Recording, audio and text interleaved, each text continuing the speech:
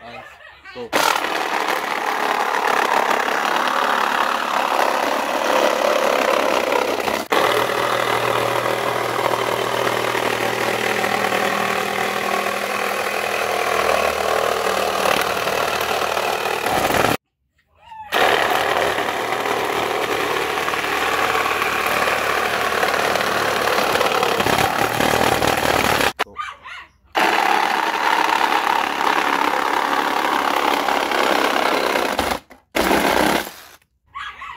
Schnitt.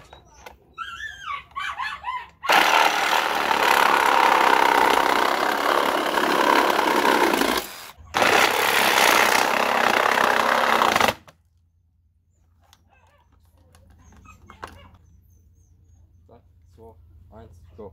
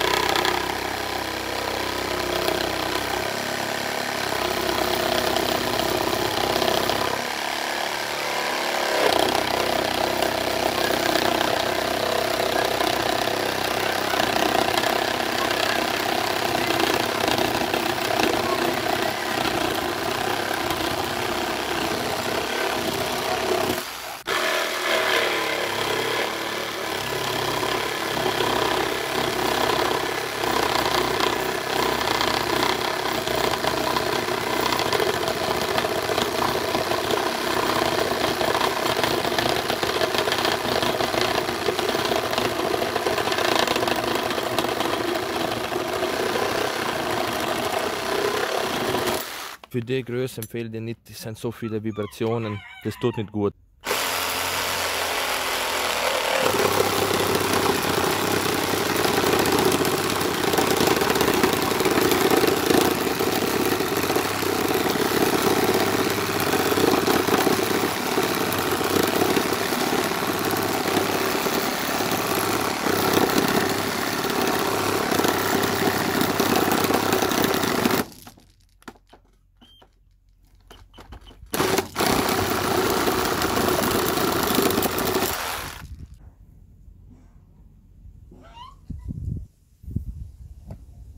Niegelnagelneues Blattl und der 6er ist voll.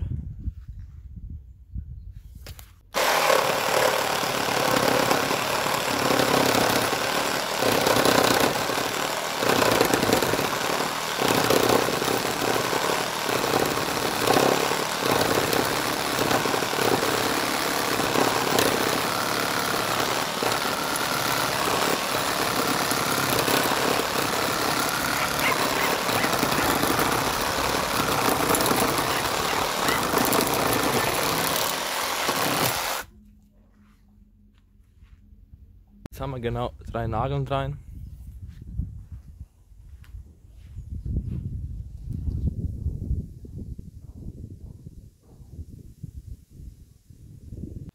Neues Sägeblatt für Nägel.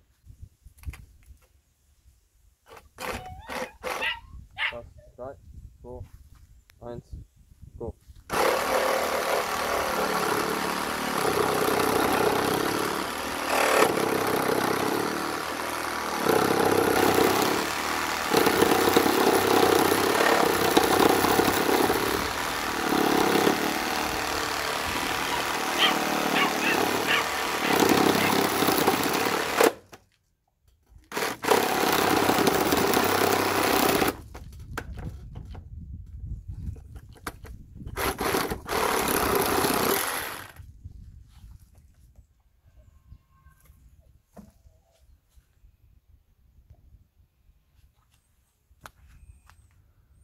Die Zähne danach aus.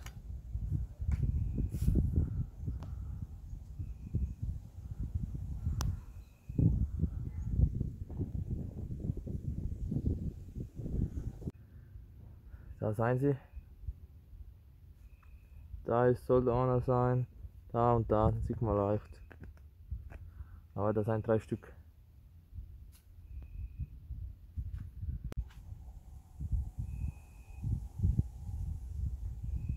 Geht wieder relativ gerade. Das passt. Schaut mal das Metallblatt an.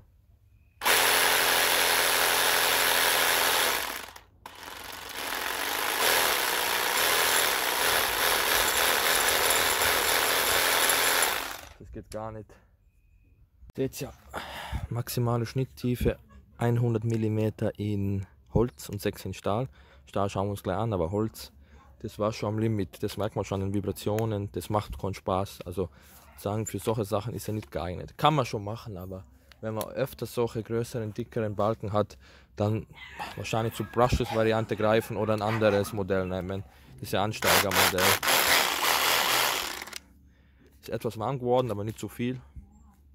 Ganz leicht. Und ja, seht ihr das Blatt. Vorher habe ich auch mit dem Holzblatt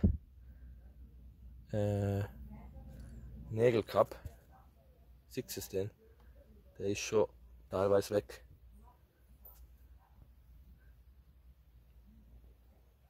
Seht ihr den? Der ist deutlich kürzer und da waren die Nagel. Die habe ich dann durchgeschnitten, aber wenn es nur für Holz anscheinend geeignet ist, ist es trotzdem gegangen. Ist ja, sonst sind alle Zähne gut. Ist ein bisschen Dreck, aber der ist ein bisschen abgenutzt von den Nägeln, die ich davor was geschnitten habe.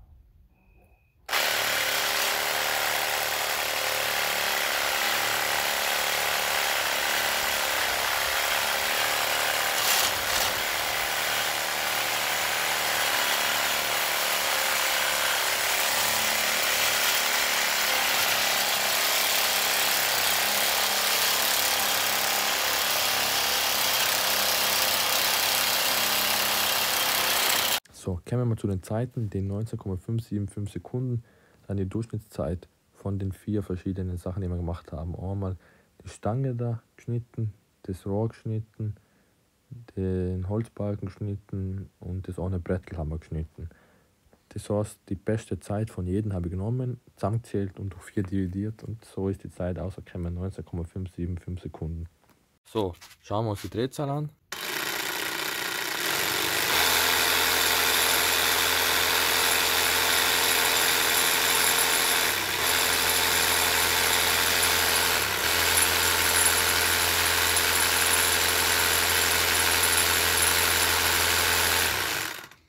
Mit 2,6 ist angeben, also vollkommen in Ordnung. Minimale Drehzahl, für den es interessiert.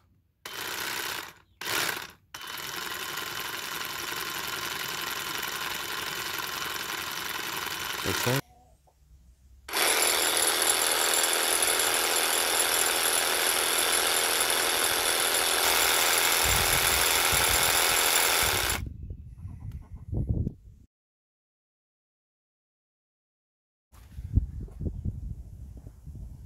So, was gibt es zu Einheit DAP 18 Elite zu sagen?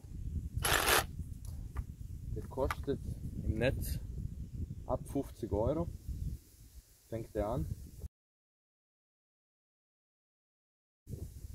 Der hat einen Bürstenmotor. Maximale Schnitttiefe angegeben 100 mm in Holz und 6 mm in Stahl. Was haben wir mit ihr gemacht? Geschnitten haben wir. Jegliches. Wir haben da einmal den da, der ungefähr 11 mal 9,5. Und das habt ihr gesehen, wie er sich verhalten hat. Jetzt könnt ihr es mit anderen Leuten vergleichen, weil ich habe nur den bis jetzt gehabt und weil ich verwende nicht so oft, weil manchmal verwende ich den, um so Kleinigkeiten zu schneiden, wie zum Beispiel sowas oder sowas. Es geht dann relativ rasch, ist okay. Das auch, habt ihr gesehen, ist auch relativ okay. Sicher gibt es schnellere Möglichkeiten als den, aber den kann man überall und praktisch hernehmen. Der kann halt so ziemlich alles schneiden, Metall, Holz, Plastik, jegliche Sachen, aber halt dann natürlich ein feineres Blatt wie das Metallsägeblatt verwenden bei Plastik, weil dann gibt es einen schöneren Schnitt. Das Holz ist halt ein bisschen gröber und ja, was gibt es zu sagen, er wird nicht zu heiß. Manchmal schaltet er ab, habt ihr gesehen bei den 6 Kilo, das passiert, also 6 Kilo ist vielleicht zu viel, also man sollte nicht zu viel Druck drauf geben. Jetzt habt ihr es gesehen, erreicht er grob 2,6, 2,55 hat er erreicht, das passt. Bürstenmotor wie schon gesagt und Verriegelung funktioniert so, der dreht es nach rechts. Dann setzt ihr euer Sägeblatt ein. Dann eine. Lasst dann los, dann ist schon fest. Dann schauen, aber wenn der Akku draußen ist, dass es euch nicht verletzt.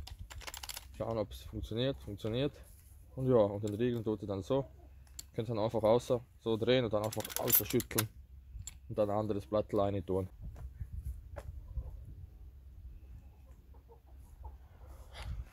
,6 Kilo. Das ist relativ leicht, finde ich.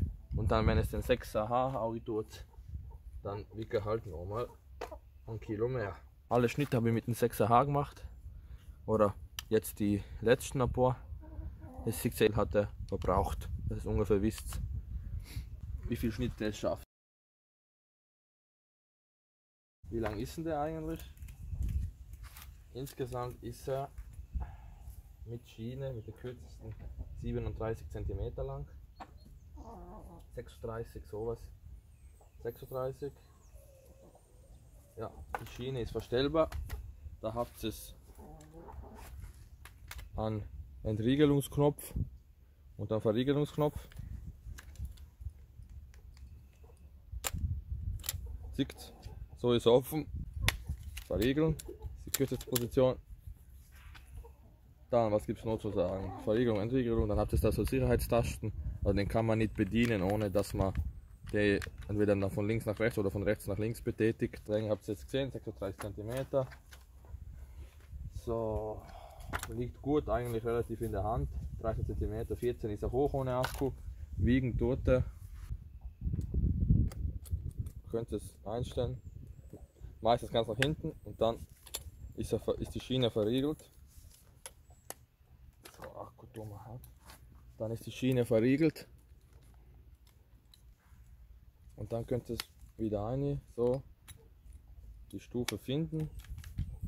Das würde ich halt machen, wenn ihr das Blatt länger verwendet und kürzere Sachen oder kleinere Sachen schneidet. Dann werden andere Zähne abgenutzt, weil meistens wird dann nur ein Teil, also ihr würdet dann regelmäßig nach einer Weile das dann umstellen. Ich weiß jetzt nicht auswendig, was es für Alternativen im Netz gibt. Aber wenn ihr schon im System drin seid, also spricht nichts dagegen, ist okay. Also für 50 € könnt ihr mal schauen, vielleicht holen wir an den Brushless, aber ich brauche ihn eigentlich gar nicht. Ist eigentlich mehr als okay für das Geld. Viel gibt es eigentlich nicht mehr zum Sagen. Ich finde es für das Geld fair, fein eigentlich. Es ist fein sowas zu haben. Früher habe ich es nicht gewusst, so fein ist, aber es ist echt fein für Metallschneiden, für Holz. Aber das Sägeblatt wechseln, man schneidet gleich Holz, ohne Funken, Metall schneiden. Nicht viel langsamer, schätze ich mal. Wenn man das jetzt nicht, ich weiß nicht wie viele Stücke schneidet, dann ist es mehr als okay, den zu verwenden. Und ja, also feine Riegel, Sägeblattwechsel geht werkzeuglos. Es hat Sicherheitstasten rein. Und ja, das war's eigentlich. Lautstärke, Gewicht und so, das fasse ich nochmal alles zusammen. Die Schnittzeiten fasse ich nochmal zusammen und ja, danke fürs Schauen. Servus, ciao.